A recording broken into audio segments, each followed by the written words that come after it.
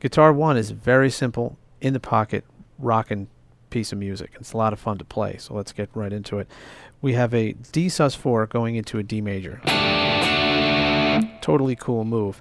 Notice though that I'm playing the G, which is the 4 of D. That's our sus4 element. I'm playing it with the third finger because the way this needs to be played, you really need to come down to the 4th string with some downstroke mutes.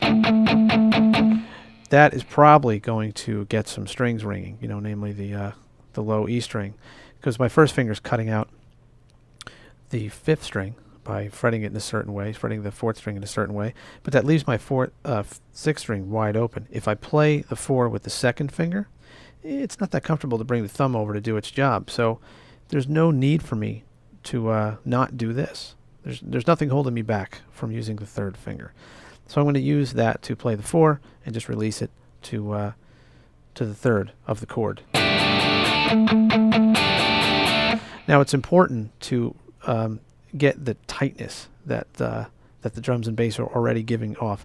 So as you play this sequence that just takes up the first 2 beats, and you get into the downstroke mute, immediately release that D chord. Make sure none of it, there's no artifacts left over from the D chord as you thump down on the 7th fret A's on the 4th string. And you can hear the tone here is really affording a nice big fat sound, even though you're muting on the 4th string in the somewhat middle portion of the neck.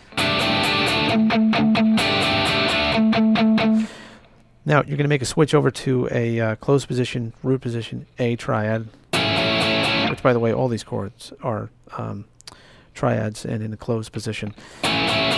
So same deal, no switching of any notes in there, but you're going to play on 1 and 2 and, 1 and 2 and same deal, come down on the A on the 7th fret of the 4th string. This time you're going to carry it all the way through the measure that follows it, you know, for the 2 measure sequence. Be sure to keep an eye on your timing. Really key in on the bass because it's just playing the 8th note, so line up with it. So try not to play ahead or behind the beat in a negative fashion. So you repeat the 4-bar sequence that I just played, and then as you hear the tom part start to come out of itself and go into the snare, hi-hat, and kick part, you'll hear that you should start making your dynamic sound as if you were going to make that change. So here's what I'm talking about.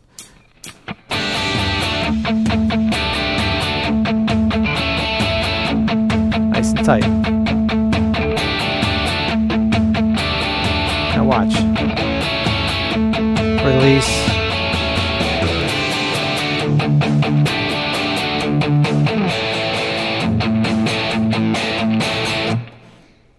So notice how I just let off the mute slowly and slightly, and it never came out of the mute completely. I never came out of that. Maybe at the last one, you know, the last beat, 4 and I might come out of it, but I'll be very attentive to the fact that I want to keep that mute as in there as long as possible. I don't want to give that up. So the second half of it is taking on the same deal, D sus4 to D, except this time we're going for more of a full-blown 4-string chord. It just augments the fact that now we're at a different level of the whole arrangement. And now we're also on a thicker string, and we're muting the D, you know, down here. So, but you still want to keep those thumping 8th notes, keep it tight. And when you come down here to the A, easy change, open A, power chord. And those inflections that are played at the end are purposely matching up with the snare fill that was played. So it's nice when it all comes together. So overall, just make sure that your 8th notes are tight. Make sure everything is with downstrokes. Use the 3rd finger for the D sus4 to D when you play it with the 3-note fragments here, or the 3-note chords, I should say. Watch your dynamics when you get from section A, you know, the first 8 bars into the next section, and really just all the way through. Just have fun with it and crank it. All right, let's see how Guitar 2 complements this.